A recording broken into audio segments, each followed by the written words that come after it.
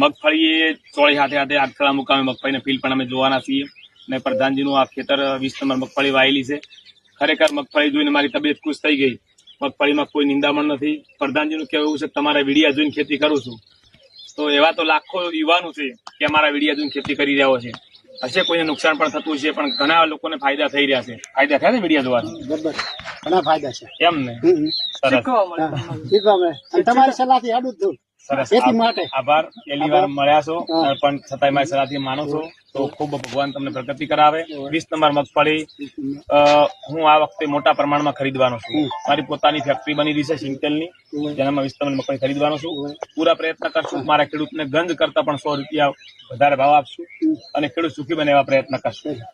20 તારીખે વાયેલી 46. સરસ સરસ. ના, મગફળી સારી છે, જોઈને બહુ મજા આવી અને ખૂબ મહેનત કરો. ખૂબ આગળ વધો એ મારી શુભકામનાઓ. જય જવાન જય કિસાન.